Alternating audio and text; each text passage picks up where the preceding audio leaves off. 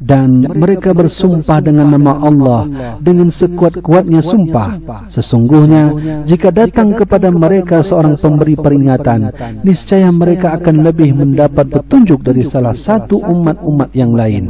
Tatkala datang kepada mereka pemberi peringatan, maka kedatangannya itu tidak menambah kepada mereka kecuali jauhnya mereka dari kebenaran, karena kesombongan mereka di muka bumi ini dan karena rencana mereka yang jahat.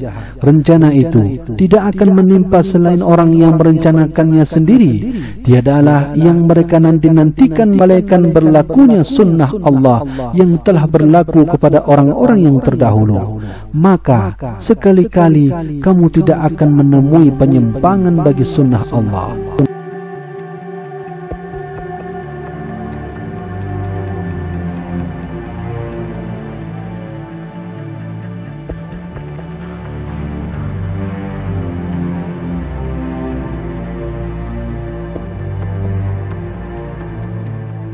Siapapun yang menentang hukumnya dan memberontak terhadapnya akan menghadapi hukuman suci yang sama.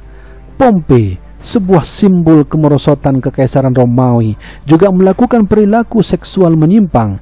Kesudahannya pun serupa dengan kaum Lot. Kehancuran Pompei disebabkan oleh letusan Gunung Vesuvius. Gunung Vesuvius adalah simbol bagi Italia, terutama kota Naples. Karena berdiam diri selama 2000 tahun terakhir, Vesuvius dinamai gunung peringatan.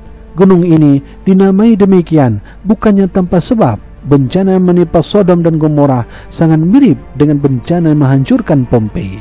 Di sebelah kanan Vesuvius terletak kota Naples dan di sebelah timur terletak Pompei. Lava dan debu dari letusan vulkanis dahsyat yang terjadi 2 alaf yang lalu memerangkap warga kota tersebut. Bencana tersebut terjadi begitu tiba-tiba sehingga segala sesuatu di kota itu terperangkap di tengah kehidupan sehari-hari, dan hingga kini tetap seperti apa adanya 2 alaf yang lalu, seolah waktu telah dibekukan.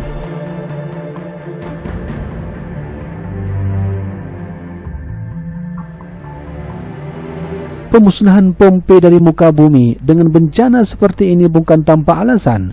Catatan historis menunjukkan bahwa kota tersebut adalah sarang foya-foya dan perilaku menyimpang terjadi. Kota ini dikenal dengan meningkatnya pelacuran begitu tinggi sampai jumlah rumah bordel tidak terhitung lagi. Triliunan alat kelamin dalam ukuran aslinya digantungkan di depan pintu-pintu rumah bordil. Menurut tradisi yang berakar dari kepercayaan mitra ini, organ seksual dan persetubuhan tidak seharusnya disembunyikan, namun dipertontonkan secara terang-terangan. Namun, lava Vesuvius telah menyapu bersih seluruh kota dari peta dengan seketika.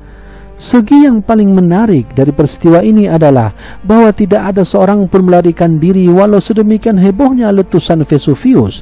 Sepertinya mereka sama sekali tidak menyadari bencana tersebut, seolah-olah mereka sedang terkena mantra. Sebuah keluarga yang sedang menyantap makanan mereka membantu saat itu juga. Banyak pasangan ditemukan membantu dalam keadaan sedang berhubungan badan. Hal yang paling menarik adalah bahwa terdapat pasangan berkelamin sejenis dan pasangan muda-mudi yang masih kecil. Wajah dari beberapa jasad membatu yang digali dari Pompei tidaklah rusak. Ekspresi wajah-wajah tersebut pada umumnya menunjukkan kebingungan. Disinilah terdapat aspek yang paling tak terpahami dari bencana itu. Bagaimana mungkin ribuan orang yang menunggu untuk dijemput maut tanpa melihat dan mendengar apapun? Aspek ini menunjukkan bahwa musnahnya Pompei mirip dengan peristiwa-peristiwa penghancuran yang disebutkan dalam Al-Quran. Karena Al-Quran secara jelas menyebutkan pembinasaan yang tiba-tiba ketika menceritakan berbagai peristiwa itu. Sebagai contoh, warga kota yang disebutkan dalam surat Yasin mati seketika secara bersamaan. Keadaan ini diceritakan dalam surat Yasin ayat 29 sebagai berikut. Tidak ada siksaan atas mereka melainkan satu teriakan saja, maka tiba-tiba mereka semuanya mati. Dalam ayat 31 surat Al-Qamar, sekali lagi pembinasaan seketika ditekankan ketika penghancuran kaum Samud sebagai berikut.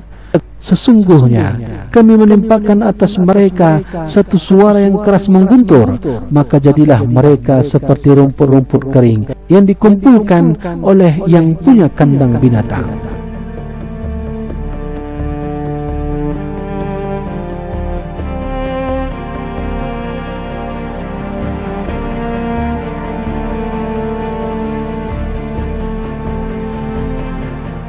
Kematian warga kota Pompei terjadi seketika sebagaimana peristiwa-peristiwa yang diceritakan pada ayat-ayat di atas. Meskipun demikian, tidak banyak hal yang berubah di tempat Pompei pernah berdiri.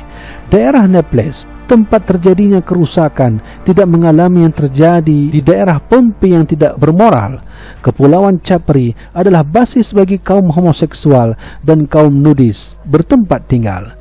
Kepulauan Capri ditampilkan sebagai surga homoseksual dalam iklan pariwisata. Tidak hanya di Kepulauan Capri dan Italia saja, namun hampir seluruh dunia kemerosotan moral yang sama sedang terjadi, dan manusia tetap berkeras untuk tidak mengambil pelajaran dari pengalaman mengerikan kaum-kaum terdahulu.